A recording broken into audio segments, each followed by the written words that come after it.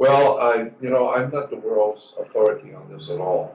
Just that I have been made aware of it many, many years ago when I was far much more younger, and I didn't really appreciate the significance of the information at such a young age. But I remembered it, and then later on, I became aware that there were certain individuals I was meeting that were experts on the subject, and so we became very close friends, and I began listening a lot closer to the details of how the world really works.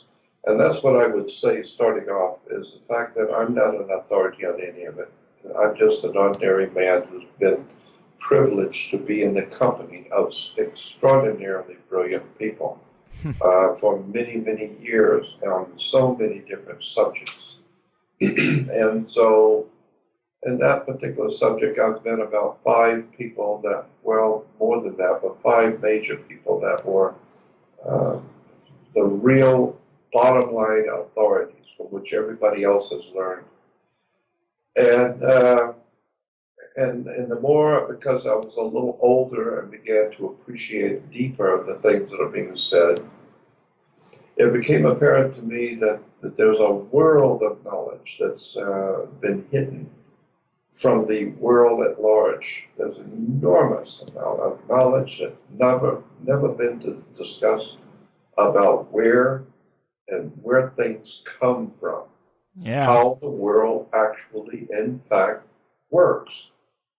And the only thing I would tell you at 74 years old, been looking at this stuff for 53, 54 years now, the one thing I would tell you off the bat is nothing in this world works the way you think it does. Nothing. Nothing. Nothing is what you think it is.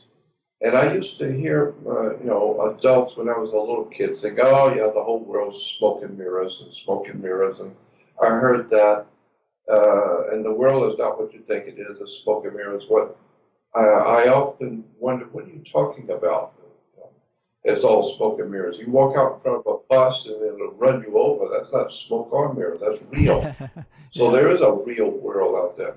And so I never understood, what are you talking about? Well, of course, now I understand. Yeah, smoke and mirrors in that so much is hidden from you that if you're not educated in a particular subject, then you don't know what's going on. And I've said so often that uh, you know how many airline pilots have lost their lost everything in the stock market?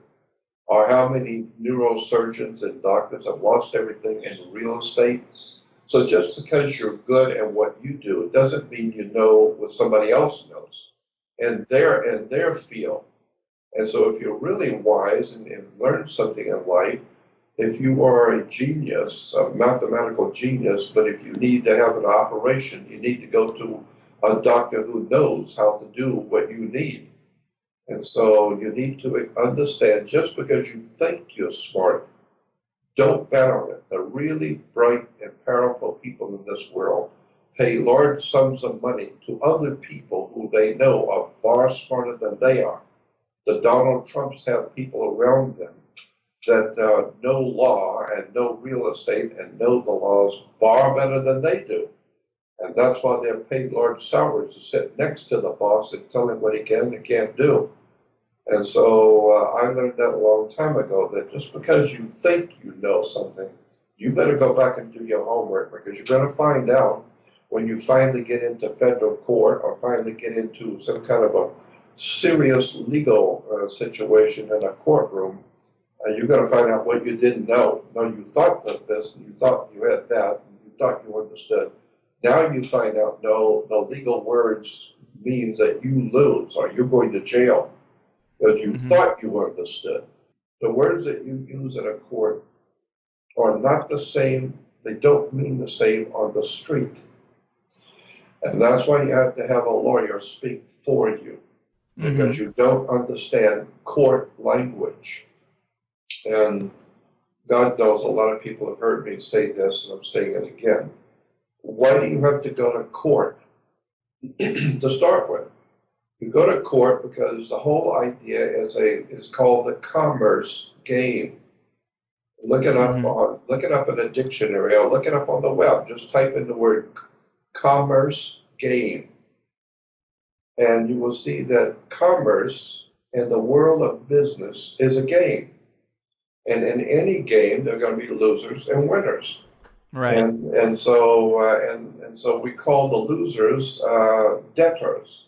The winners are called creditors and debtors in business. And so you're either making money and on top of something, or you lost money and you owe.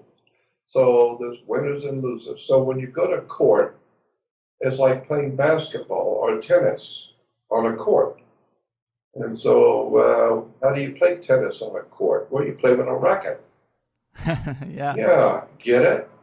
Mm-hmm. Words, terms, symbols, colors, all kinds of hidden persuaders, hidden ideas and concepts in words.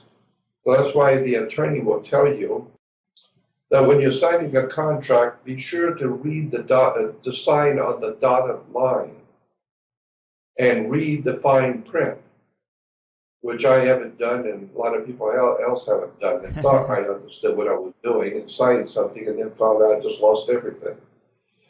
But an attorney will tell you to sign an attorney would tell you to sign on the dotted line and read the fine print. Yes. What is he talking about? He's talking about when you sign a check, you sign on the bottom line, and if you look at it, the bottom line looks like a lot of dots. So you're signing on the dotted line. But get a magnifying glass and look at the line that you're signing, and you will find out they're not dots, they're letters. Really? Yes, and so that's why the attorney says, read the fine print. Yeah, read the line you're writing on, get a magnifying glass and read it. And now you see when you're putting your name on that line, you are signatory to what that line says. Go get a magnifying glass and look at a check and see what it says in the fine print. And then when you sign it, you become known as a signatory to what you just read. So most people signed on the dotted line and did not read the fine print and had no idea in the world what they were signing up for. And then you find out it has to do with maritime admiralty. And then they can say, once you sign it and hand it to someone in England, they say checkmate. Because you just wrote a check to us, right, mate? Yeah. Okay, so you just wrote us a check, mate. And where do you have a mate? Well, you have a mate on board ship. Ships Mm-hmm. have mates. Well, yes. That's kind of where it gets into the a really interesting thread, as I've heard you talk about before, is the law of the land versus the law of the sea, and Of the that sea. That's right. law is or that all commerce and all these transactions is part of a network of maritime law. Can you explain that a little more? Yeah, maritime simply means of the ocean. And in America, there's a concept that's called maritime admiralty. Mm-hmm. And it works all around, it works all over the world. It works all over the world, but it's called maritime admiralty. There are two things on this earth that compose the earth. If you go out in space and look back at the earth, there's two things you see, water and land, period. So you either have water or you have land. Mm-hmm. And so the land, there are two different kinds of law of them. There are two totally different kinds of law, the law of the land and the law of the sea. And so we've heard that term, law of the land. Well, you can't do this because that's the law of the land. Well, law of the land, simply broken down, simply means the law of the culture of the people who live on a particular spot of land. So in China, they have their own culture, their own way of doing things. So we call it the law of the land. So if you're going to In Rome, do as the Romans do. So if you're going to live in China or Africa or Asia or anywhere else in Russia, you have to learn the customs of the people and how they think and how they do business. So that's the law, and how they think, that's the law of the land, because people live on land. However, there is a second law that's far more important. It's the law of water, because water is everywhere. And so the law of water is referred to as maritime admiralty commerce. It's business. Business is banking. So banks operate under the law of water. So that's why money goes through your hands like water. No, money is water. It's the cash flow. Liquid asset. Liquid asset. Yeah. And so once you begin to perceive the hidden implications of words and terms that we use every day and never for a moment question, why do we use these terms? Well, anytime you're dealing in commerce or business, money, look up the word commerce in a law dictionary. The word commerce, most people think means business. Well, yes, that's one interpretation. But the very first understanding of commerce in a law dictionary is sex. Sex is referred to in law as commerce. Look it up in the law dictionary. Interesting. Yeah. So that's why. So that's why if you are, when I see you with some young woman that I know, I say to you, this girl you're with is very bad company. She's bad company. And you say, mind your own business. We're going to get married and she's going to be my partner. Partner, business, company. We're talking about a business here. That's right. And what I'm doing is none of your business. So, mind your own business. She's my partner. And this gets into how it affects the individuals, because we hear about when you're born, there's a public you and a private you. This gets into that same thread, right? How does this stuff affect the individual? Well, and so that's true. So when you're born, the first thing that the hospital does is that they take and roll some ink on the bottom of the baby's foot, and take an imprint, an imprint or a photocopy, or whatever you want to call it, of the baby's foot, of both feet. Why? It's because that's where your soul is. They now own your soul. Ah. Yeah, it's the sole of your foot. And so they now, by law, have registered your soul. They own you. And this is before you even put your foot on land, because once a human's foot touches land, once you start to walk, you are now referred to in international law as a man on the land. You are now a human creature that is endowed with certain privileges and rights given to you by the Creator. But until you put your foot on land, you have no standing in law. So therefore you have to be represented by a lawyer who has passed the bar, and he has standing. His feet are on the ground. So it's a very interesting, but I guess the word is arcane or occult. Occult simply means hidden. Right. Look it up in a dictionary. Nothing evil about it. It means hidden. And so much of real wisdom and knowledge, de jure, legitimate wisdom, knowledge, and understanding, has been hidden. Just as your parents have obviously hidden a lot of stuff from you when you were a child. You don't need to know about their private life. You don't need to know about your father's business when you're 6 years old. All you need to know is that who the boss is. That's all you need to know. And Yeah. so you're not being told by your superiors. Well, the same thing as you grow up. All adults are today are grown-up children. And so Mhm. we have to have a parent who takes care of us. Well, there is a law in international law. There's a law that's called parental. I think I'm saying that right. There's a law now that you can look it up in the dictionary, and that means in law and Latin that the government is your parent. It actually owns you. The government actually, in fact, point of fact, lawfully, and any good constitutional attorney and any good lawyer that's honest with you and intellectually honest will tell you, yes, in point of fact, the government does own your body, period. Right.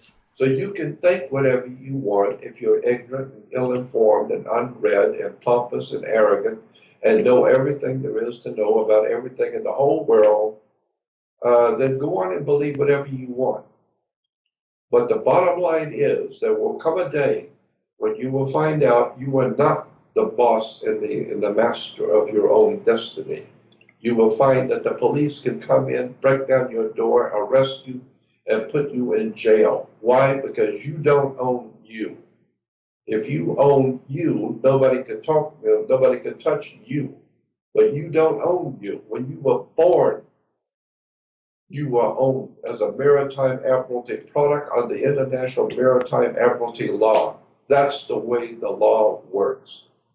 And until and unless you educate yourself as to how this stuff really works, what the words mean, how the system actually works, you're never going to figure out what's going on the earth. And it's all been hidden. And all of these subjects are what I call need to know.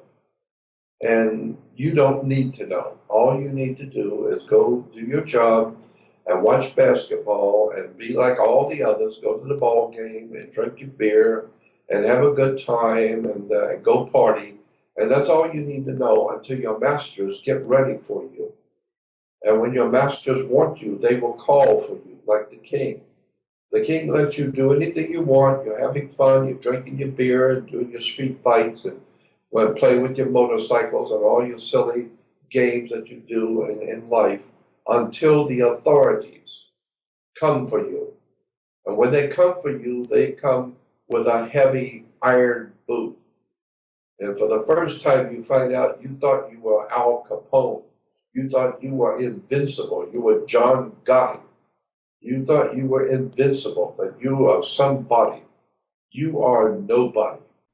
And they always get those guys with taxes too. That's right. All you got to do is mess up one time, and they got 500 things they can bring you in on. But they let you play out there, let the kids play in the sandbox. But if he gets out of line and he disturbs me, I'm going to go out in the play box and I'm going to do a number on that kid he's never going to forget. And so that's the way it works in this world. I don't care how smart you think you are. I don't care if you got a law degree. You have no idea where the word degree comes from and what the word law means in the ancient tongue. And so, when a guy goes to college to become an attorney or a lawyer, there's a big difference between an attorney and a lawyer. One practices in law, one practices at law. That's why when you get married, you have in-laws. So I don't know where to start because this is such a good story. It's right. I'm always fascinated with that. Every time you throw out a new term that we're so used to using that I've used my whole life and that you put it in that context, it's very curious. I love that stuff. But let me ask you about the masters themselves. These powerful people have carefully laid this hidden framework on us. The control is working, but I want to know who's doing all this. Who's really in charge? Because we have guests who say it's the secret societies or the royal families or the Vatican or the Jewish banking families or even the reptilians, and it all seems a little hazy for me. But where do you think the real power lies in modern times? Where did this get laid down on us? Yeah, it's a little hazy for me too. I've been looking at it for 50 years. It's still hazy for me. I think it's because the system is so old. Nothing uh, comes out of a vacuum. Nothing. You did not come into the world in an immaculate conception. You had a mother and father. Well, how did they get here? Well, they had a mother and father. Well, how did your grandfather get here? Well, he had a mother and father. So nothing appears in this world that doesn't have, a history. And so the presence of the powers, the dark, and I do mean dark, the dark powers that are behind the world scenes, uh, that the politicians, and especially the higher up ones at the very top politicians, they know what's going on. They know they have masters, and they understand that, and they work with it. And because of that, they're able to do certain things and able to officiate over certain things, always keeping in mind that there are hidden powers that are watching them. Right. And at any time those hidden powers decide that you have served your purpose, you will be removed. Now, if you if you're like Nixon, they will remove you. The hidden powers remove you by disgracing you and having Senate hearings to expose you. Or if you are really smart, well financed, which Nixon wasn't, but if you're really smart and well financed and protected, like John Kennedy, well, okay, we'll just whack you then. We'll just blow your brains out. Right. So, yeah. Now, what is the country going to do about that? What are you going to do about that? We blew your president's brains out in public. Now, what are you going to do about that? Well, somebody's going to go to jail. Who? Well, Lee Harvey Oswald. Okay, then we'll kill him. So now who's going to go to jail? Well, the guy who killed Lee Harvey Oswald, he probably knew something. Well, then we'll kill him. Now, what you going to do about that? So nobody, period, goes to jail but killing Kennedy, period. Why? Is because the powers that be behind the world throne have been there for thousands of years. That's why, that's why your father, when you were 5 years old, was far more superior to you than you will ever have imagined. You can't do much of anything. He is the boss, period. And obviously at work, he has bosses too. And those guys at work who are his bosses, they have bosses. So that's the way it works. You go up the pyramid. We're on the bottom of the pyramid, and you work your way up till you get up to the Donald Trumps, and then from there you get into the international bankers, and from the international bankers you get into the people who run the international bankers, the Vatican, the Jesuits in the Vatican. Then from there you go behind the Vatican to the Roman Empire, to the Caesars of Rome. And behind the Caesars of Rome, you have the Pisos family, spelled Picos, Arius, Copernicus, Pisos, and the Pisos family, who were the powers, the international Illuminati powers behind the Caesars of Rome. The Caesars who ruled Rome as emperors were not God. They thought they were God until one of the Caesars got killed by the Senate. So when you understand, you keep going up in power. The higher up you go, the more powerful the people are. And like Michael Corleone said in Godfather 3, at the end of the movie in Godfather 3, Michael was sitting on the porch with his sister, and he says some profound, well, a lot of profound things said in Godfather, but the one thing he says at the end of Godfather 3, he says to his sister, all of my life, I have always assumed that the higher up you go in society, the more correct and lawful things have to be. Now I look back on my life and I realize it's just the opposite. Meaning, the higher up you go in this world, the more criminal it is. Yeah. Until you get to the top of the heap, and there you find the real criminals. These people do not rob well, with a gun and take $50 from you. No, they rob nations. They take the gold from South Africa. They take the diamonds. They take the oil from the Middle East. Lust is lust. I mean, you're looking at the girl's butt while they're looking at the bauxite mines in South Africa. So, it's the same thing. Mm-hmm. Very powerful men have very powerful tastes. And while you want that new car, they want Alaska. Right. Yeah. So, Yeah. so it's human going all the way up the ladder to the worst humans on the earth, period. Well, Now, I personally, it's just my opinion, but I personally believe at the top of the world, if you go up to the top of the pyramid, to the very tip of the top, the most powerful on the earth are not human. yeah. I believe they are extraterrestrial, meaning they're not from here. They may look like humans. They may, if you ever met one, which you won't. I could go into a lot of stories about that. My wife, when I met her in 1967 and got married in '67, that's a lifetime ago. Mm-hmm. She was working as a secretary for a mafia don in Los Angeles, and I met him. She was his secretary. But she was just an ordinary secretary, working for a very powerful man.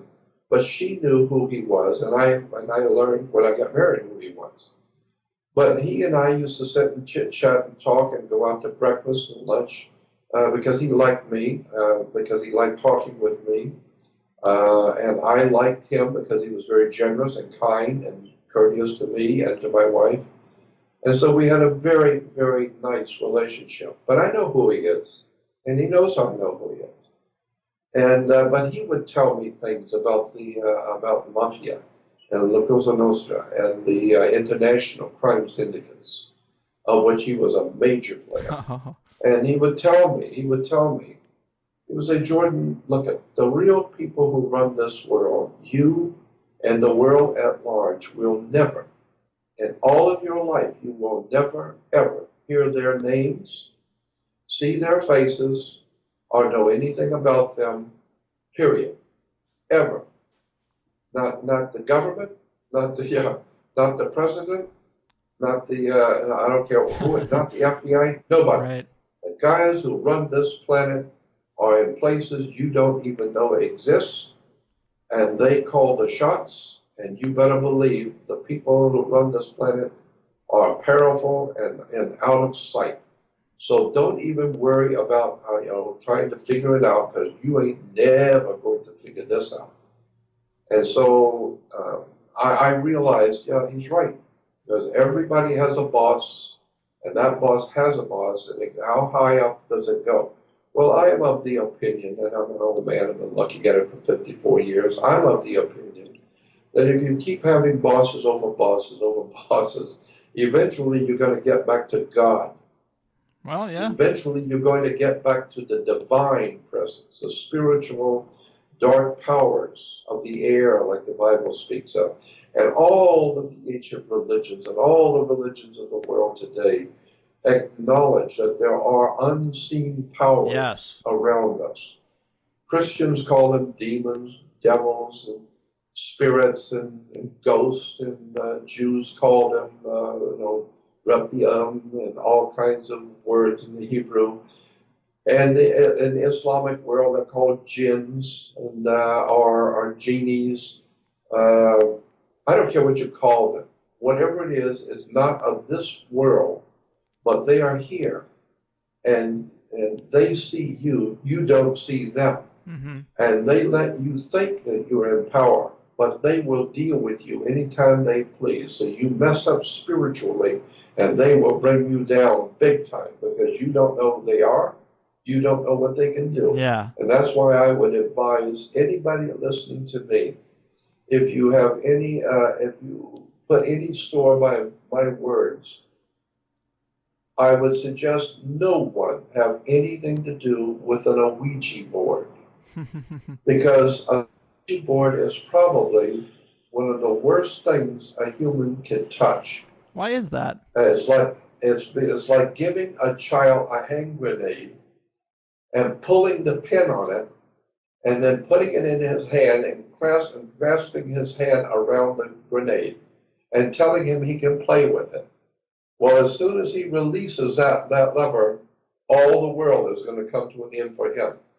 Well, that's the same thing I consider the Ouija board to be. It's like a hand grenade in your hand, and you have no idea in the world what you are asking for and what you're looking to do. And when it happens, then you'll find out, but it's way too late. So Ouija boards are one, and there's all kinds of dark arts and all the secret societies with their rituals. Right, yeah. Blood rituals and human sacrifices and killing babies. And if you want a taste of that, you can go to the movie Eyes Wide Shut. Right. And watch that with watch that with a brain. Because the Bible says you have eyes that do not see, and you have ears that do not hear. And with your heart, you do not get the sense of it. So if you want to go back and see what I'm talking about talk about the dark side, go watch the movie Eyes Wide Shut with intellectual acumen, with your eyes wide open, because that's what the producer was saying. You're looking at the world with your eyes wide shut. You think you know what's going on. You haven't got the faintest idea in the world how your mother and your father and you and your brother and your wife and your children are owned. Your body as a security on the New York Stock Exchange. And you have no idea how it works. You never were told.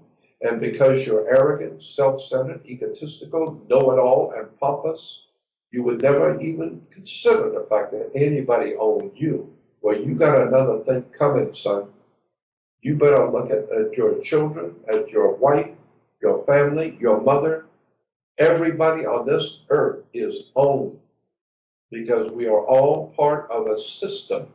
And this system's been around for thousands of years, replicating itself, evolving and mutating and becoming more and more professional with computers now and all kinds of high technology.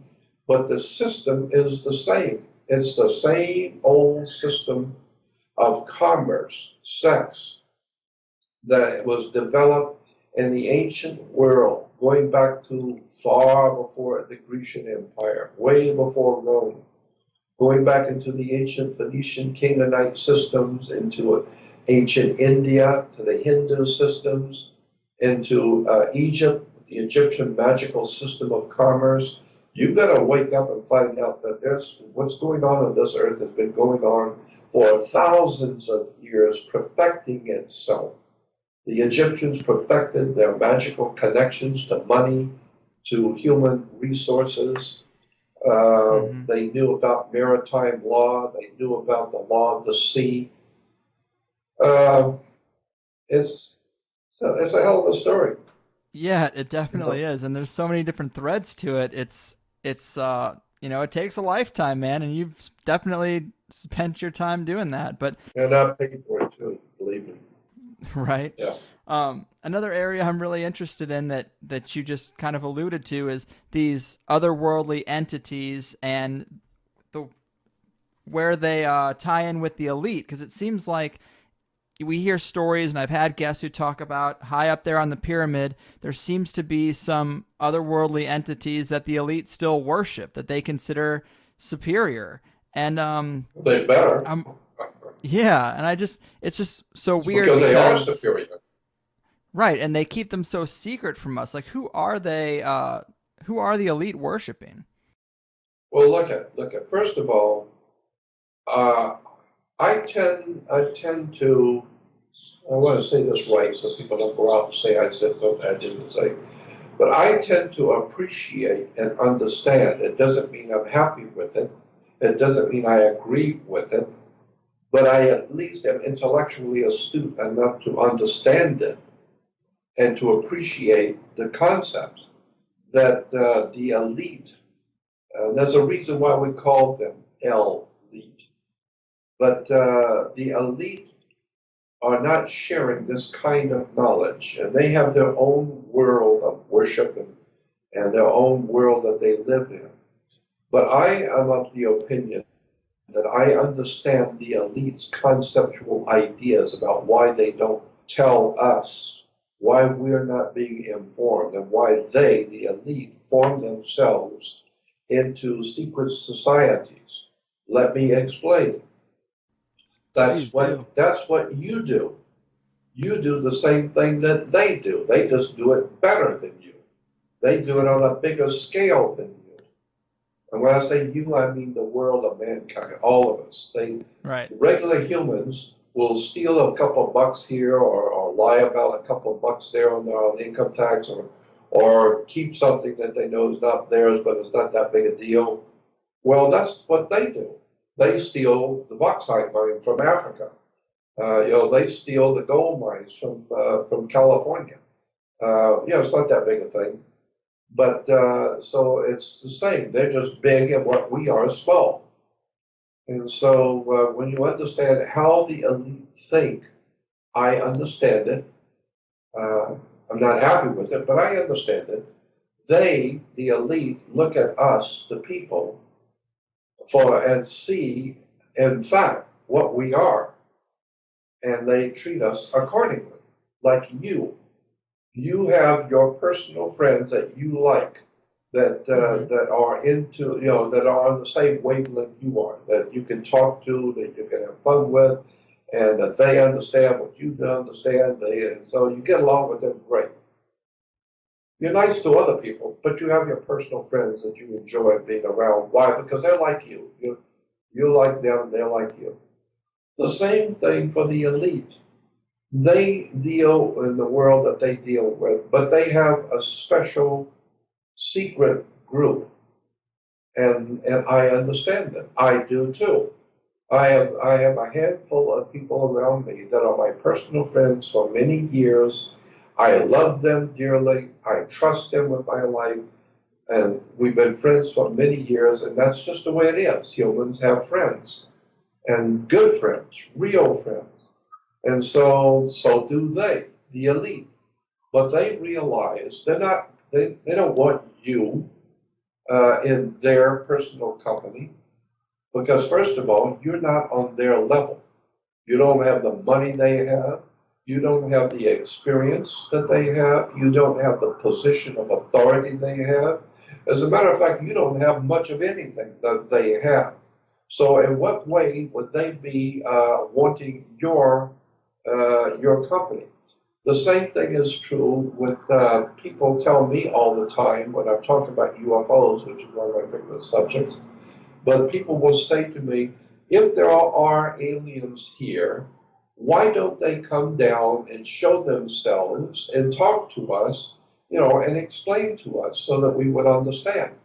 To which I answer and say, look I'm human like you are, and I don't want to talk to you.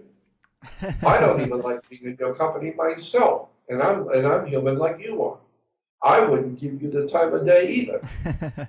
So can you imagine someone who is so far superior to you and has evolved 100 million years ago on another planet and another world that is so far superior to you that they look like God? Why would they want to come down? When was the last time you sat down on a sidewalk in your city and tried to discuss Einstein's theory of relativity to an ant colony? Why would you make yourself look like a fool trying to talk to ants? Well, why would alien life forms who are millions of years in our future, probably far, far smarter than we are, because they came here, we didn't go there. They found us in this God incredible, huge universe. They found us, we didn't find them. We got our little Mickey Mouse dishes out there looking for Donald Duck and Mickey Mouse. While these entities have come from millions of light years away, they are far superior to you. They have no intentions of talking to you. They may eat you, but they're not interested in conversing with you. Well, the same thing is true for the elite in this world who are running the planet. They don't have time to be in your company to enlighten you. And the most important reason why is because they know you're too stupid, you're too ill-informed, unread, self-centered, egotistical, self-aggrandizing, ignorant, and you have no respect whatsoever for power, for knowledge, for wisdom. You're just good for your baseball games and your beer drinking and your parties, and you're worrying about your taxes and paying your bills and arguing with your wife and slapping your kids. And so why would higher intelligent people in this world have anything to do with you? They view Right. us as useless eaters, which actually, in point of fact, begins to look like the case. We just keep reproducing ourselves on the earth by the millions, and those millions have millions of more babies, and more babies have more babies, until one day you've got 7.5 billion people which are going to replicate themselves and reproduce themselves into 14 billion people. Right. That 14 billion people will replicate and reproduce themselves into 28 billion people. And the best part about it is that the 28 billions of people will look at the world that they live in just like it's always been here. We've always had 7-Eleven stores. We've always had grocery markets. We've always had a new car dealership. This is the way the world has always been for 1,400,000 years. Is we've always had the grocery stores and supermarkets and Sears and fresh water and baby diapers. We've always had that for at least 500,000 years. We've always had this, and it will always be the same. Well, I got news for you, son. You better wake up and find out America has not always been here. Right. Over 250 years ago, there was no United States of America. Yeah. There was no freedom. And I got news for you. What you thought you had, it's gone. You are not free. We're not living in the land of the free and the home of the brave. Like Dick Rivers says, you ain't free or brave. You are owned. You don't think so? Go out and try it. So the point I'm making, that's why you have to have a permit to do this. You got to have a permit to mow your lawn. You got to have a license to do this. You got to have a license to do that. You got to check with the county court, board of commissioners. If you're going to do this, you got to check with the Secretary of State if you're going to do that. You are in a system, and that system has come down to us from thousands of years ago. Our monetary system. You know, when you're writing on a piece of paper an amount of money, you always put in front of the amount, you put a little, what's the word I'm looking for? A little icon, which symbolizes money, right? And it looks like an S with a line through it, an I through it. And sometimes it's got two I's through the S. You understand what I'm talking about? Right, right. Okay. Well, originally, it was not two lines. Originally, if you go back to the reference books and look it up like I do, you will find that it was not two lines, it was one line. Okay. And so you have an S with one line through it. The line is the letter I. And the S stands for, it's I-S, is. That's what is. I-S. I-S stands for insurance script, like scripture, something you write. So I is insurance and S is script. So money is referred to in international elitist circles, not for us, but the guys who run the planet. It's called insurance script. Insurance script came into being in 1871. Before your great-grandma was born. And it was called insurance script. And it's based on the idea that your body, your physical body, is worth money. You are worth money. We call it slavery. No, I can buy. And we still have slavery in many ways. Slavery is not gone. No. You buy a prostitute. What is that? It's slavery. She's selling herself to you for money. Well, the same thing you do when you go to work. You're selling yourself to someone else, and for 8 hours, they own you. You don't tell them, they tell you. And so it's all based on commerce. Commerce is sex. And also, if you look in the dictionary, look in the law dictionary, all of our laws in commerce are under the auspices of what we call the Congress. Congress regulates commerce. The word Congress, which regulates commerce. Commerce is sex. Congress means, in a law dictionary, sex. Mm-hmm. Look it up in a law dictionary, look up the word Congress. And that's why you have to have an act of Congress. It's a sexual act. Ah. And so, yeah, and so it all has to do with water, maritime amplity, because you are 72% water. And so since you are you're a water, pure water product, and you are a biological battery. You have an electrical system in your body. I don't know if you understand that or not, Mm-hmm. but Yeah. your heart is beating because of an electrical impulse. Your muscles move, your legs and your arms, and you live because of electricity. Right. Leads, elect. You get elected with electricity. So follow my thinking. So you are a biological battery. So when you go into court, that's why you have a fence and a gate in a court. People go to court never ever suspecting that the reason why they're sitting on this side of the fence, and then when you're called, you get up and walk through the gate. Now you're in hot water. And somebody's going to have to bail you out. So if you can't make bail, then they're going to put you in a battery. It's called a cell. So they're going to put you in a cell because you're a maritime amplity water product, and they're going to put you as an electrical unit. They're going to put you in a cell. That's what we call batteries. Right. And so all of this has to do with an arcane, occult, hidden world of knowledge, which most people on the earth don't even begin to understand the word occult, much less the implications of it. So I'm saying that when you go to a bank, why do you have to put money into a bank? And where does the word money come from? Well, all of this sounds like, sounds like trivia pursuit. Well, you think it's trivia? Wait till they bring your butt into a federal courtroom.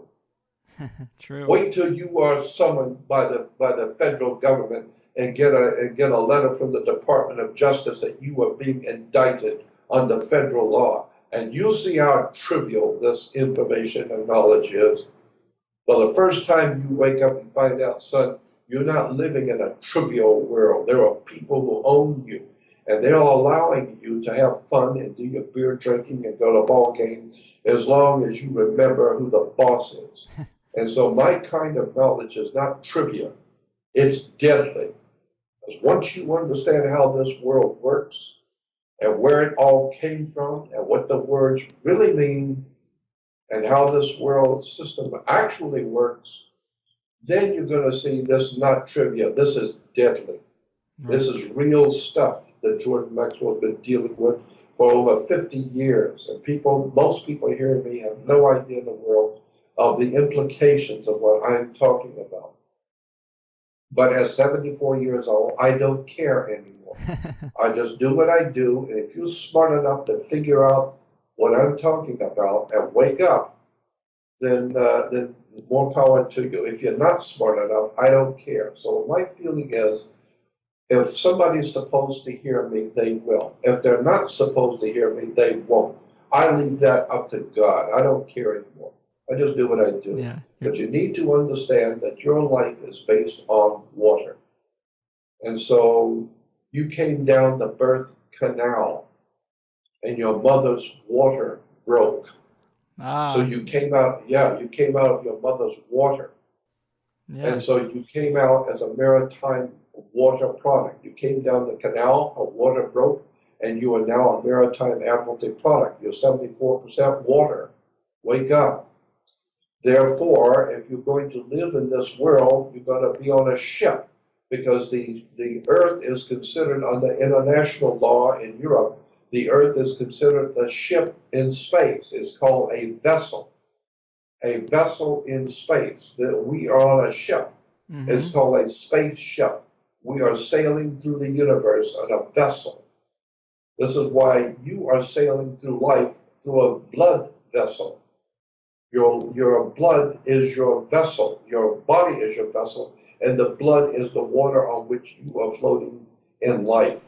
So Mm-hmm. you have a blood vessel. You are a vessel. And so since you are a vessel, that means you're a ship. So if you're going to be alive and work with us and live with us here, then you're going to be a citizenship. So you have to join the citizenship, and then you can get a scholarship, courtship, go down the line, a dealership, all kinds. Look at all the words that end in ship. I mean, I had a whole about 30 or 40 of them. Right. Companionship, scholarship, marksmanship, there's all kinds of ships. Why? Because the whole world works on water, period, Right. including your bank. Where do you find a bank? You go to a bank and you're signing on the dotted line that you didn't read the fine print. Well, where do you find water? Where do you find a bank? You go to a bank. How many people go to a bank and have no idea where the word bank comes from? Mm-hmm. First of all, the bank is on both sides of a river. It's called a river bank. What does a river bank do? It directs the flow of the currency. Mm-hmm. Yeah, because your money is liquid asset. It's a current, ebb and flow. It takes some in, puts some out. It comes in, goes out. But once you understand that you are a product, a human developed product, your mother, first of all, your father, man, M-A-N, manufactured you. And your mother was in a delivery room. She delivered the product. Yeah, Wow. and so she's in a delivery room and she's in labor. Wow. She's building you. She's in labor delivering the product that your father manufactured. Get it? Yeah, man. And so once you see that, and then you will become a maritime amplity product, money goes through your hands like water. And in order to be a good Christian, you have to be baptized, which means you have to go back into the lake or into the pool and go back into your mother's water. Go back into Mother Earth, Mother Nature. The earth is your mother. So you go back to your mother's water to be born again. Get it? Yeah. So when you begin to see how religion works, how the churches work, what is a synagogue? Where do mosques come from? Who are the Islamic peoples? Why do we call them Arabic? What do these words mean? All I'm telling you is the entire world you live under, you don't understand nothing. Right. And in terms of us being products, you mentioned this earlier that each person is traded on the New York Stock Exchange. That's right. How literal is that? And who's trading us? International banks who own you, the corporation that owns you. That's a whole story in itself. Just go on the web. Just go on the web to U.S. Just type in this. U.S. is a corporation. That's all. Okay. Very simple. Right on. Go on the web. U.S. is a corporation. Read it all, and then go on YouTube and type in the same thing. U.S. is a corporation, and listen to the next 500 hours of lectures explaining it. It's maybe 1,000 hours. of Right. all kinds of experts around the world explaining maritime admiralty, corporations, how the governments work, how banks work. Where do we get the word money from? Money comes from the Roman goddess Juno, like Juneau, Alaska. With Hmm. Juno in Rome, there was a goddess named Juno Monita. And Juno Monita had a temple on something called Capitoline Hill. Capitoline Hill in Rome was the seat of power for Caesar. Caesar ruled the Roman Empire from a place called Capitoline Hill. In English, it's called Capitol Hill. Hmm. So the more we change, the more we stay the same. We still have a Capitol Hill. Well, go look up go to a a law book, no, go to an encyclopedia and get an encyclopedia and read about the Roman Empire. And it will tell you that Caesar ruled Rome from Capitol Hill and that it was said in Latin in Rome every morning Caesar, quote, would go up on the hill, end quote. Well, that's what we still say today. Well, up on the Right. hill today, what are you talking about, up on the hill? That is a word taken from the Latin for the realm of Caesar on Capitol Hill, Capitoline Hill. So Hmm. we are a Roman Vatican Jesuit operation. We call it the United States as a Vatican Jesuit Vatican operation. But happily, the Jews don't know that. They think they are run everything. Happily, the Muslims don't know that. They think they run everything. Happily, the white folks, the white Americans, they think they run everything. No, actually, your masters who own you is the Vatican and the Jesuit and what we call the Knights Templars or the International Order of High Finance out of Europe and Asia.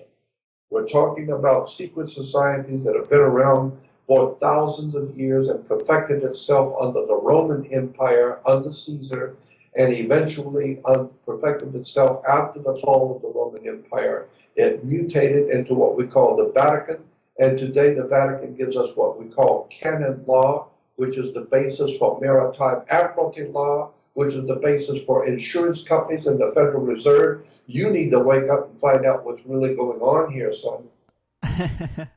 Yeah, man, I love this stuff, and the material is so dense and so vast, but we're getting pretty deep into the show.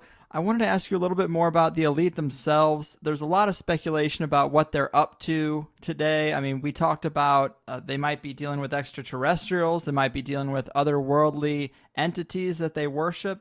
But we also hear that they have a lot of secret technologies, that they might be years beyond us, and they're doing all kinds of strange things, maybe teleportation and colonizing Mars. Are you privy to any of that information, or Yes, have you I had am, people but come? yes, I am. Yes, I have been in the company of astronauts, scientists, physicists. I belong to organizations. I belong to some very prestigious organizations because they like me and I like them and they allow me to be a member and to listen to them and hear them what they're doing. I'm not privy, so you don't have to worry about assassinating or killing. I'm not privy to any of the real dark stuff, neither is anybody else. But I am privy to know a lot of very powerful people in government and science and astronauts, as I said, and I sit and talk with them, and I've heard them for years. I used to sit for hours listening to scientists um, talk about things that nobody's ever heard. So, yeah, I understand basically what's going on, but I also understand and got it down that you talk about some of this stuff and they will whack you. You know, Right. you could get if they'll first of all they'll throw you in jail. If that doesn't work, they'll just kill you. And I understand why. But anyway, in answer to your question, yes. Um, the technology, understand this. The best technology that we have today, the best of the best that we have today is technology that the government had many years ago and doesn't use it anymore. Mm-hmm. But it cost the government money. They had to pay the scientists and provide them with the equipment and laboratories and all that. And that cost an enormous amount of money to finance the scientific community around the world to develop high technology. So therefore, the governments, and especially the international banks that finance the governments, they are putting up the money for science to do its job. They're building the observatories and the laboratories and financing all the stuff for the scientists of the world. They want their money back. It would be nice if they can make their money back. So they do. They do. When the information that is developed by these scientists from around the world and all this high technology, that's what the government wanted. That's what they're paying for. That's what the bankers wanted. But now that they've got that information, newer technology is coming out, better technology. We had Mickey Mouse IBM stuff back in the World War II, but today's computers don't even can hold a candle to for what they used to have.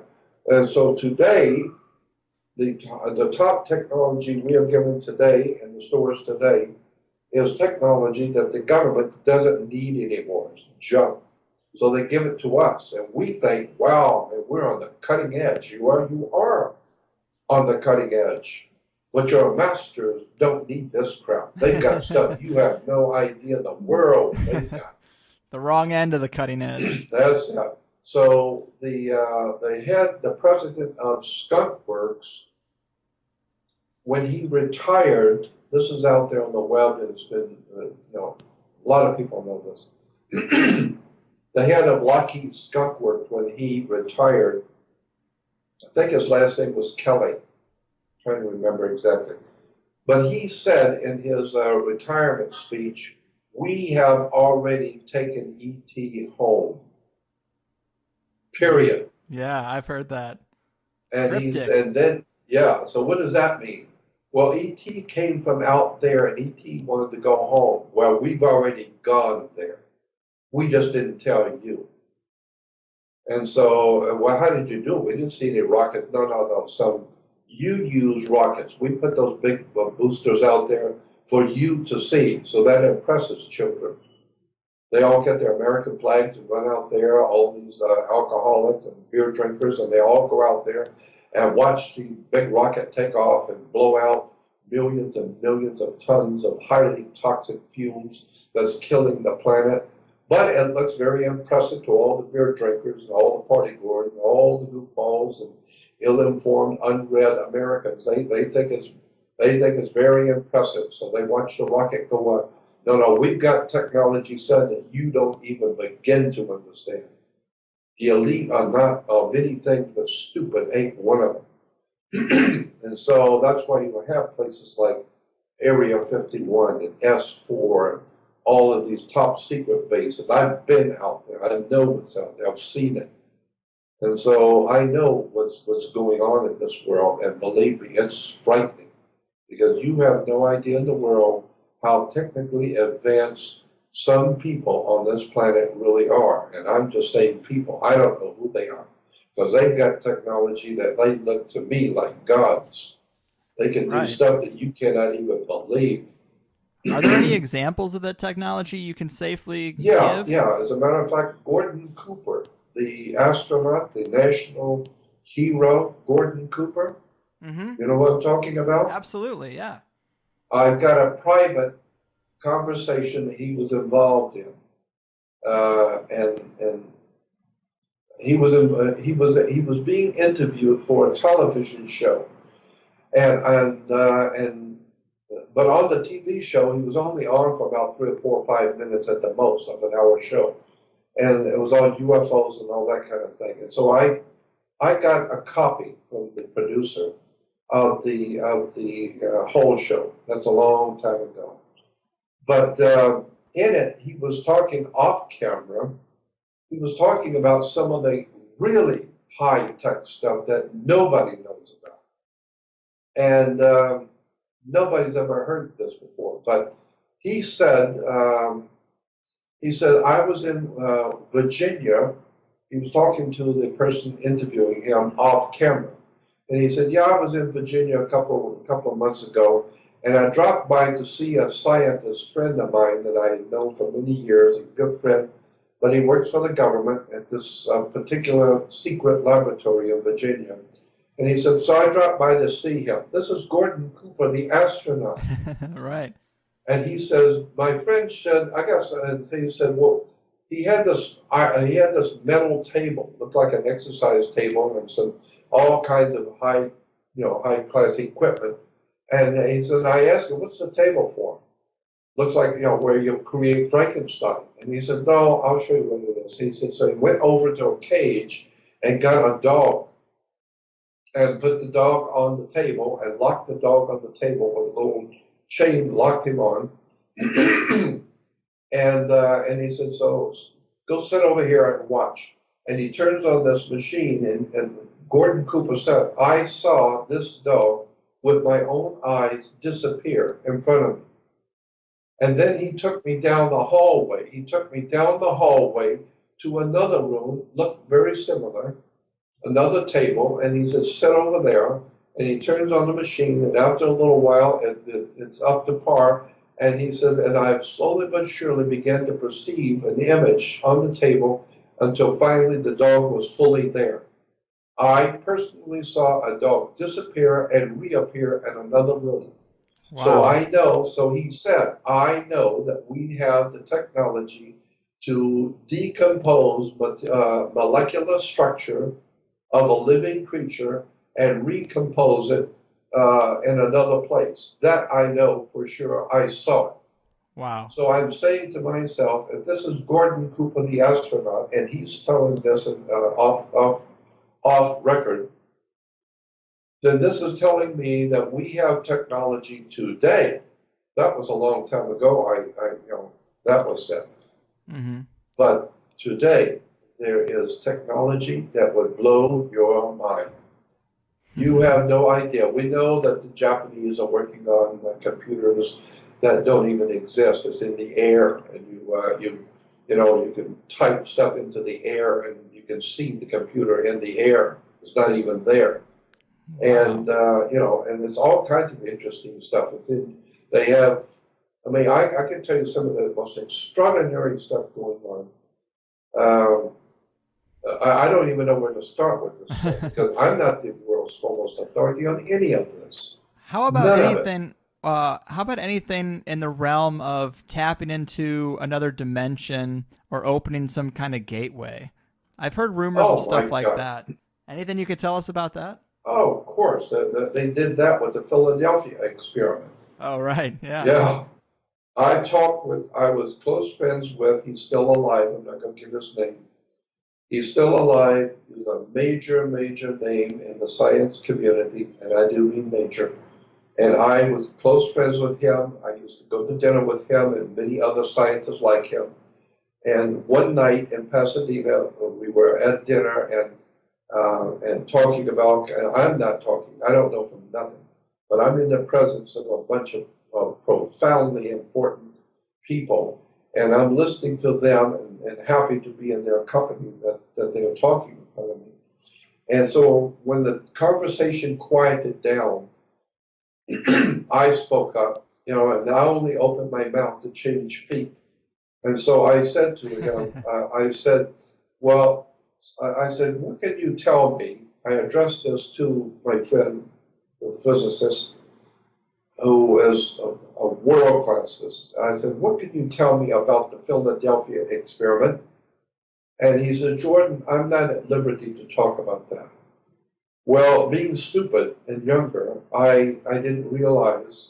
So I opened my mouth again, and I said, well, I don't want any national secrets, of course, but is there anything you can tell me? And he said to me in front of everyone, Jordan, listen to what I'm saying.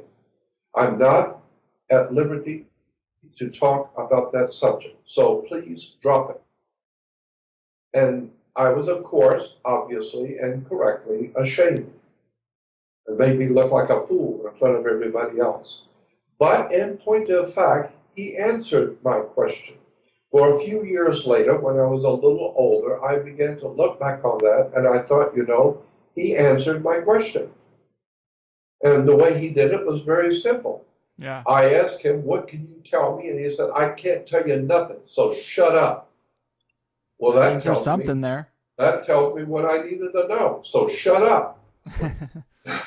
It must be serious if this man's not talking. And why? Because there was a lot of people around the table. He was a good friend of mine and possibly would have told me in private.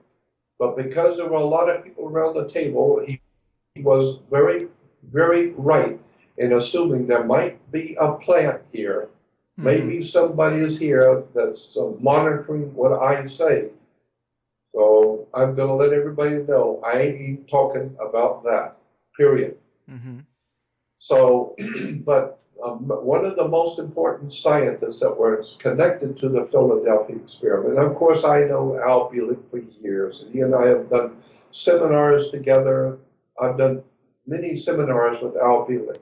We did seminars together with Preston Nichols, Al Bielek, and myself back in Philly. We did a couple long weekends together.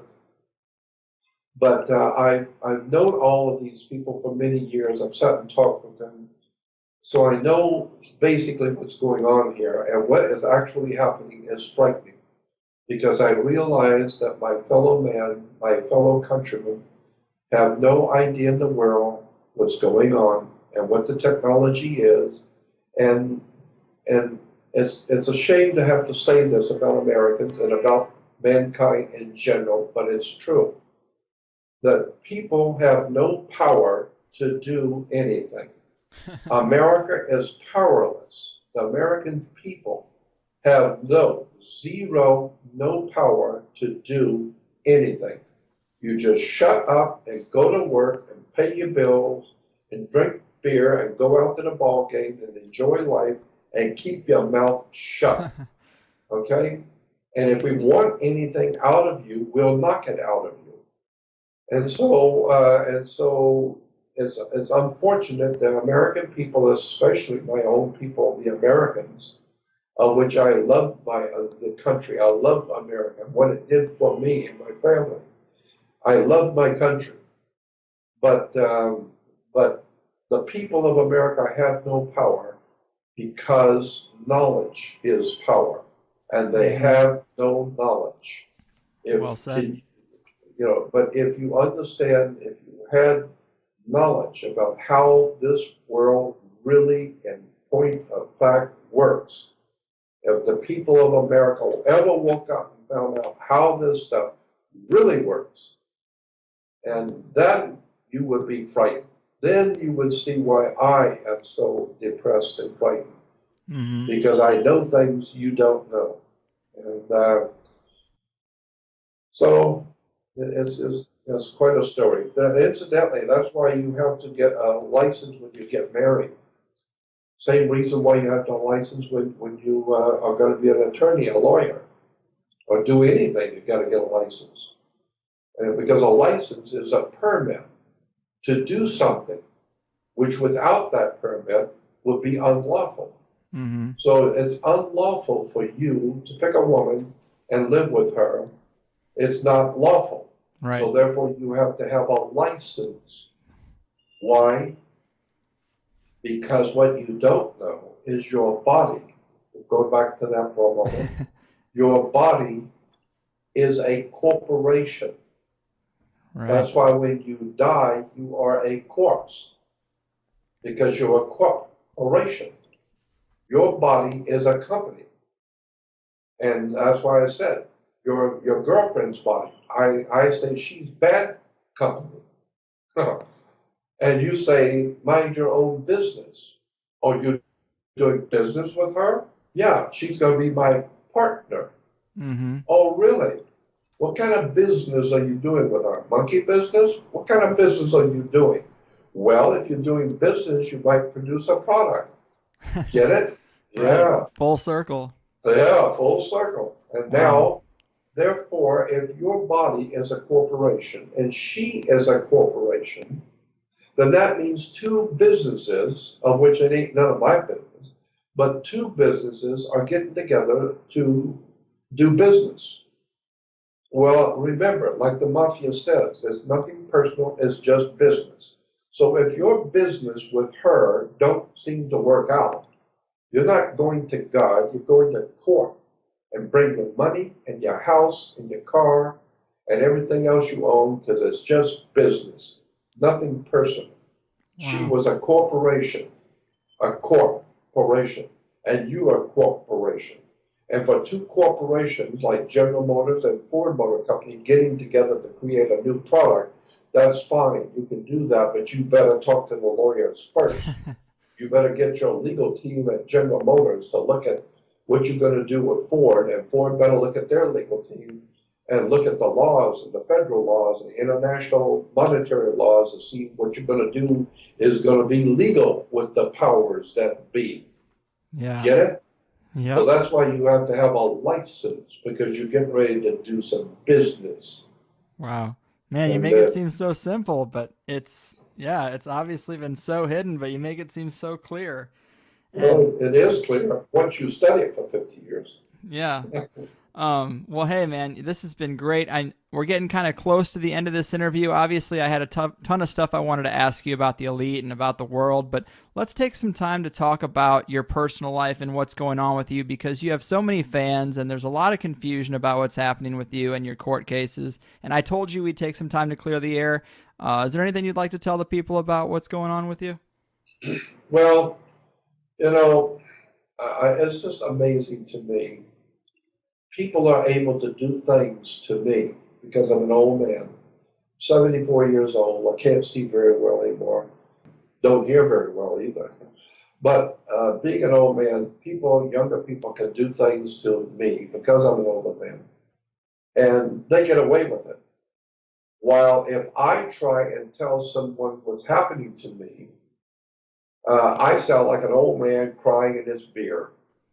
Hmm. And so I hesitate to tell the world what's actually happening to me because I know I get emails from people saying, "Why don't you just dry up? You're always talking about you're telling us about your private life. We don't care about your private life. Just go on and talk to us and tell us all this information that you're giving to us for free. So it doesn't cost us anything. We'll sit and listen to Jordan for hours and learn all kinds of wisdom and knowledge. Well, we don't want to hear about your private life. We don't care if you're dying, if your mother died. We don't care one way or the other. And if somebody ripped you off and stole everything from you, who cares? Just talk to us about your work."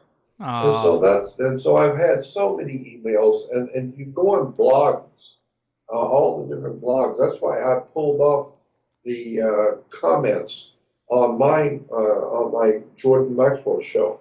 I pulled off the blogs and the comments because mm-hmm. most of the comments were saying things like that. We don't care about your private life. We don't care what's going on with you. Mm. Just talk to us about your work. We want to be entertained. Oh, that's super sad, but I think that's obviously that's got to be the minority of people. I think a lot of people really do respect you and do really love your work and really want and they do care about your well-being, man. I think that the majority of people uh they do care about you, I believe. Well, I know, and I know you're right.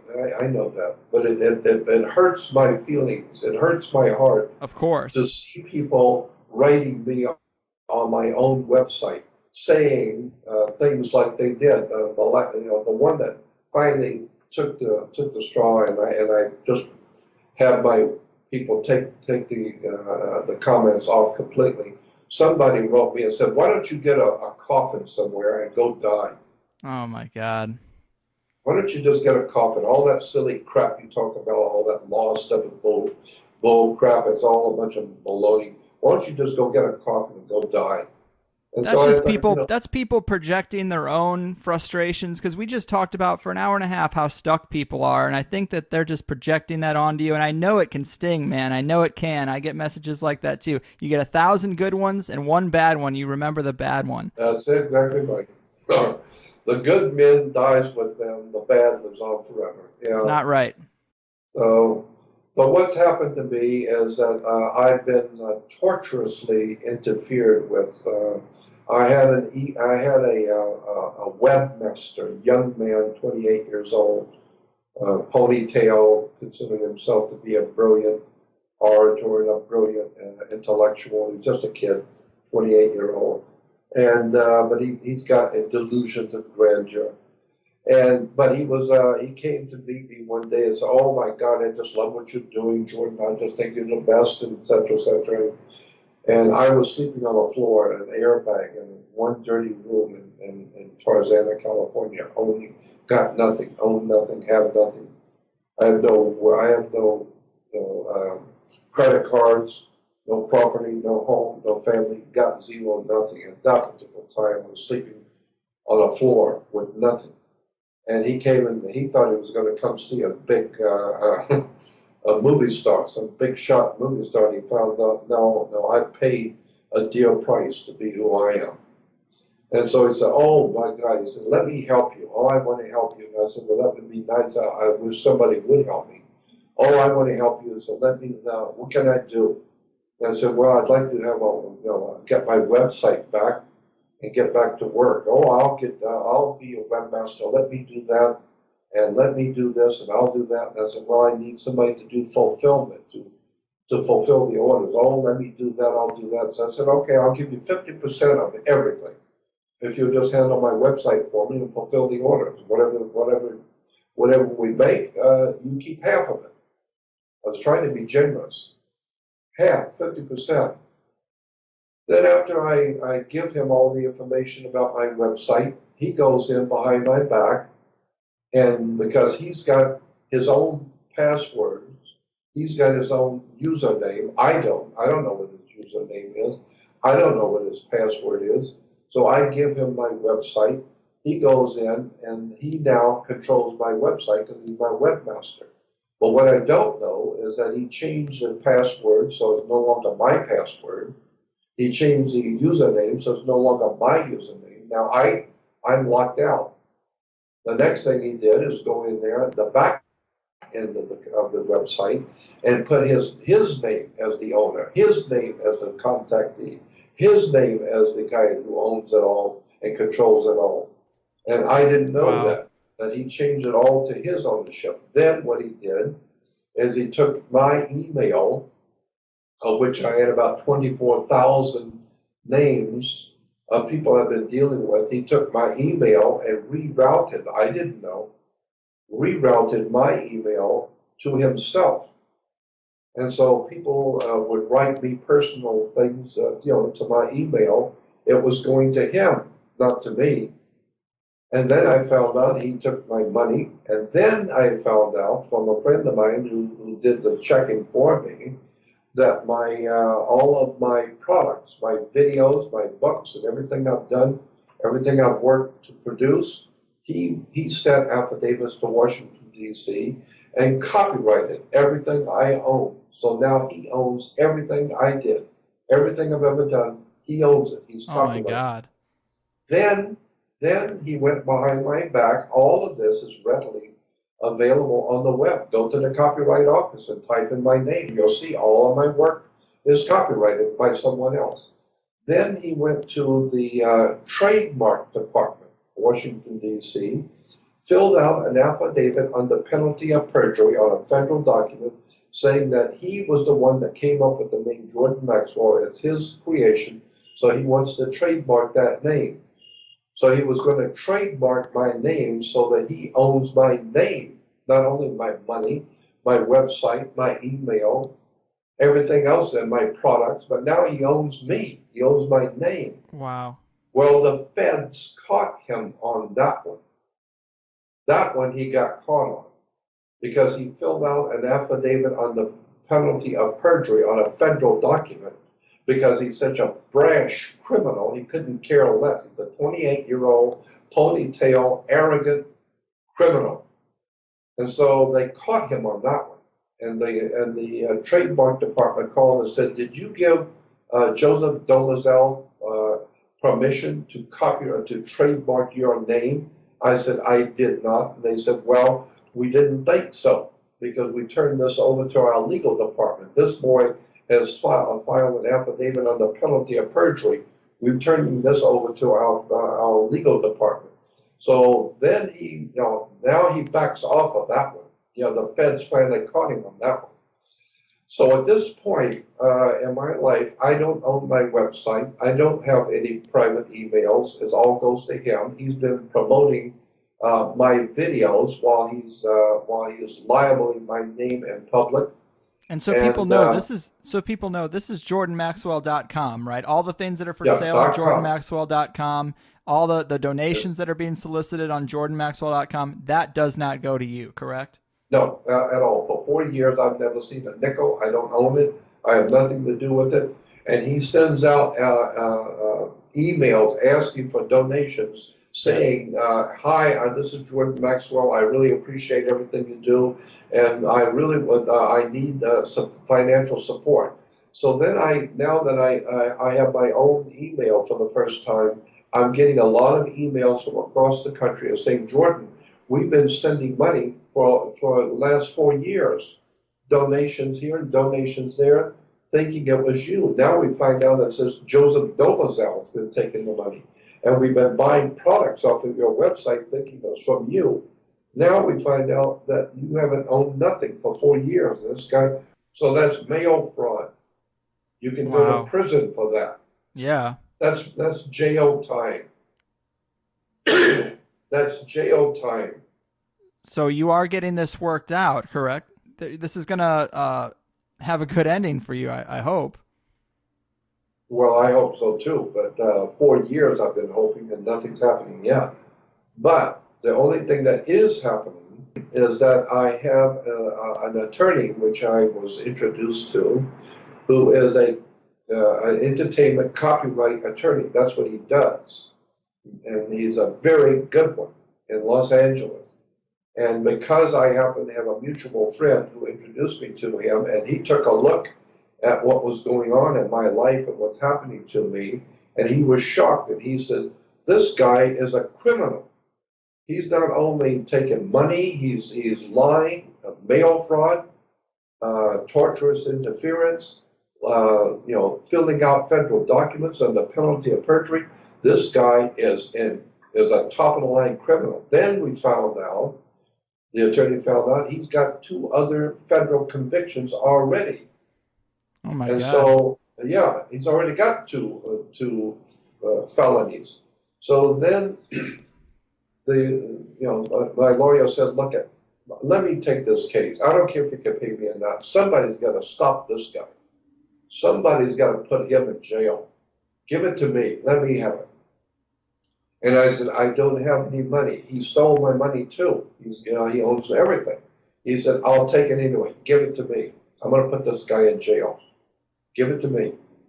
So I did. So now I've got a great top of the line lawyer. It's on my website, his name, and so all I'm able to do, because I had a Kickstarter. Yes, it's what you came on the show to do. Is I thought we were going to help you promote that Kickstarter, and then I learned about all this other stuff. But yeah, the Kickstarter's been taken down, correct? Yeah, the Kickstarter's taken down. Why? Because the Kickstarter had 2 Facebook pages, and I had over 17,000 fans on one Facebook page alone. Well, this guy, Joseph Dolezal, contacted Facebook and said, "I own Jordan Maxwell, period. So take it down now." So my 2 Facebook pages were taken down. Then I had 3 versions of a YouTube promo video for the Kickstarter. He contacted YouTube and take them down. I had 1 promo video on the Kickstarter from Vimeo, Vimeo promo. They took that down.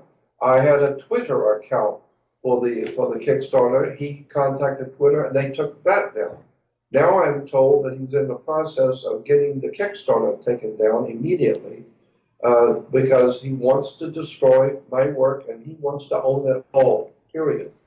And so my attorney said, "Well then, look it, just drop the Kickstarter because he's going to take it down.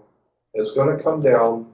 But the one thing he cannot touch, and he's tried to over and over, and it don't work, is the only presence I have on the web is called Jordan Maxwell Show. It's a podcast. But the reason he can't touch that is because I don't own him. I when we first did the first podcast, I knew this thug criminal is going to come after this radio show and take it down. So I signed it over and gave the rights to someone else. So that other person owns my radio show. Therefore, he cannot say that that it's mine and he can take it down. No, it belongs to someone else, and he's really going to have to fight in court to do that. So he can't take it down. So what I'm doing is I'm just putting, because I took the Kickstarter down because it's going to come down anyway, and just put a donate button on my website and say if you want to help Jordan Maxwell, then just donate, because the Kickstarter is not going to work. Okay, and just so people know, you do not go to jordanmaxwell.com. You go to it's jordanmaxwellshow.com. That's it, exactly. jordanmaxwell.com does not belong to me for 4 years. All the products that have been sold, all the donations going in, all the private emails going to jordanmaxwell.com goes to a ponytail criminal who's going to jail. God, what a fucking disaster. Yeah, it's an incredible disaster. But I didn't know. I'm an old man. I got some young guy comes in and says, I want to help you. And I needed help, so I accepted him as a friend and turned around and found out, no, he came in as a criminal. That's why it's not shocking that he would do the things he's doing, because he was already a criminal. I didn't know that. Right. It's very suspicious, too. It's very suspicious why someone like that would find someone who specifically deals with this type of research at such a high level. It's very suspicious that this kind of character would find his way to you. That's what I'm thinking. I'm thinking the same thing, and that's what my attorney said. He said, this looks awful dark. This very well might be something more than what you think it is, but I'm going to get rid of it. I'm going to get rid of it. Give me this case. We've got him on fraud. We've got him on misrepresentation, wire fraud. We've got him on 6 different cases of wire fraud, accepting donations in your name, misrepresentation of material facts. We've got him with torturous interference. We've got him on this, got him on that. This guy is going to jail. And he said, so give it to me, I'll do it. So, but I have to pay the attorney. He's already putting a lot of money out of his own pocket, and I appreciate it, but I do want to pay my attorney. And if I can make enough to pay him, I would also like to continue the radio show. But that costs money. And see, the people who have been working on my jordanmaxwellshow.com, they're free podcasts. Well, the people who are doing that have been doing it for free. The station has been giving me the time, and they have the facilities and everything, and the other people working on the website for it have been doing it for free. But the station has come to the point where they said no longer, we can no longer do it for free. And I'm ashamed to ask the people to continue to work on the website for free. So I have to pay them make some sort of a stab at making some sort of a payment to the station and to the people so I can continue to do the podcast. But all of that costs money. But the first, I need to get rid of this criminal out of my life. And he's not the only one. It's his brother and his father. All 3 of them are criminals because they own a company called Momentum Development, and they have taken everything from me and taken it all. So I've got a good attorney now. I've got a good lawyer, top of the line guy, and he's going after him. But I got to pay him, and I don't have anything. I live from one day to the next with a friend of mine. I have nothing. So that's why I put that, they put that button on Jordan Maxwell Show. But stay away from jordanmaxwell.com and buy nothing from there, because none of it for 4 years has gone to me. None of it. God, what a sad and shocking story. It's so frustrating, especially for someone like me. But after all the work that you have done, a whole lifetime of work, a lifetime you cannot get back, some fucking kid is just screwing with you, man. And it's such a disservice that you've helped so many people, you've given knowledge to so many individuals, that one guy, it only takes one asshole to really screw that up and to affect you in a really personal way. and it's a damn shame. And I'm embarrassed to be a human being with someone like that, man. It's such a shame because I am such a fan of your work. Well, I know, I feel the same way, but his brother is what's his name? Jacob, Jakub, Jacob, because they're from the Czech Republic, and so his brother's name is Jacob. His name is Joseph, Josef, Joseph Dolezal, and that's on the web. You can just go like I said, to the trademark department and to the copyright department and go on the web. It's my lawsuit's out there. It's on the Court of Records. It's all out there on the web. Okay, so I don't need to censor anything you've said in the past 10, 15 minutes? Say it again? I said, so I don't need to censor anything you've said in the past 15 minutes or so. It's all out there? Okay, because sometimes with court cases, you never know. Yeah, no, it's all out there. It's all out in the public. Okay. But so anyway, his brother Jacob calls me on the phone a couple of years ago and says, "Jordan, you need to come over here. We need to talk to you." That means his father, his brother, and they want to talk to me. So I go over to the house and he says, "Look we got a new deal for you, old man. The new deal is this. Jacob says, I'm going to be your new manager, and I'm going to be your agent. And I'm going to get you on radio shows, and I'm going to get you speaking engagements at conferences, and you're going to get off your lazy ass and get out there and start making this family some money. So get off your lazy ass, old man. We own you." That's what his words were to me at 73 years old. Wow. So, 28-year-old pup talking to a 70-year-old man. And my lawyer says also we have them on elder abuse, financial elder abuse. That carries a penalty too. I'm 74 years old and being talked to like that by Jacob Dolezal. I've been, my money, everything's been taken from me. Wow. So I have faith that eventually it's all going to come out, and when it does, they're going to jail. Yeah. What a wild story. Yep. That's so sad, man. But I know I personally have been wondering, for quite some time where you've been. I haven't heard very many interviews from you come out, so I definitely have been wondering. It's good to have the air cleared. Well, that's the reason. Right. But I'll tell you the reason why you haven't heard from me, because anything I do is going to draw attention to my website, jordanmaxwell.com, to which they will benefit from. So I'm sure there's a lot of research you've done in the past 4 years that you've just haven't been able to get out there. A lot more current stuff that you haven't been able to talk about. No. I have a terabyte. I've got 12, oh my God. I've got 12 different external hard drives. Half of them are 4 terabytes, and the other half are 2 and 1 terabyte. Oh. And I have a terabyte, which is 1,000 gigs, waiting for the day when I get my website back and get someone to handle my website for me that I can trust, because I've got hundreds and hundreds of new documents, all kinds of dark stuff that nobody's ever heard of. I've been working behind the scenes, hoping that one day I'll get my life back, my name, my work, my website, my money, my products. I'll get it all back one day. Before I leave this world at 74 years old. I'd like to leave this world intact. I'd like to have what belongs to me given back to me, and this thug goes to jail. And it's so important.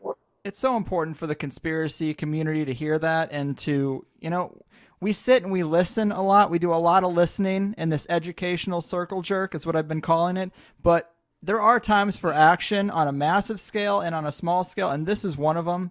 Jordan is not a young man, and he's got mountains of information he'd love to give to you, but, he's being raked over the coals. And this is a time to try to help somebody out who has helped you out for decades. So I would like to see the conspiracy community come together for just this purpose, to give back to somebody who's given a lot to us, and hopefully, I don't know what exactly people can do to further things along, but at least just support the man and support this situation, and let's get it resolved, and let's get to that new information while Jordan's still around to give it to us.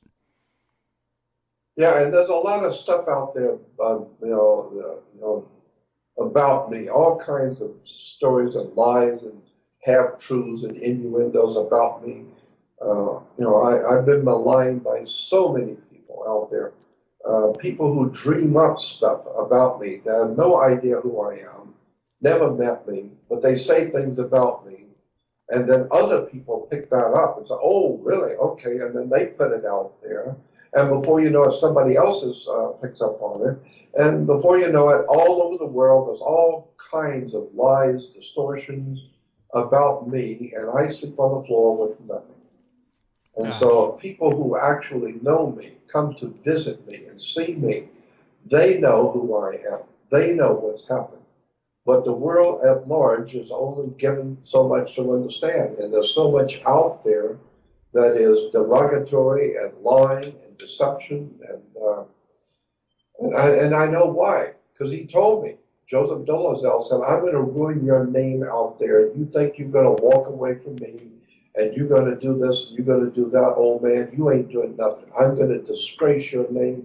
I'll dream up anything I want, put it out there, because I'm from the Czech Republic and I don't give a damn about your American laws. I don't care about your laws.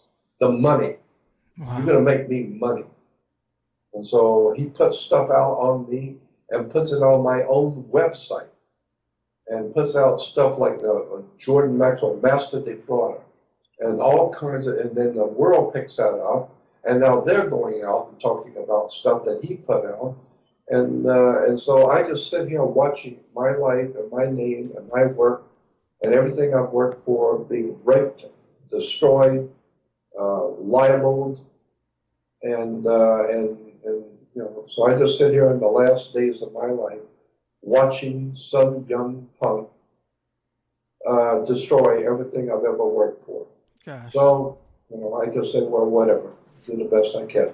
Well, you are a living legend, and you definitely have my respect, and I don't have a lot of resources, but I've told you off the air, if there's ever anything I can do or in any way I can be helpful, or if you ever want to come on the show and address anything that's going on and you don't have really a way to get out on the internet or whatever I can do, I'll always be willing to help you out, man.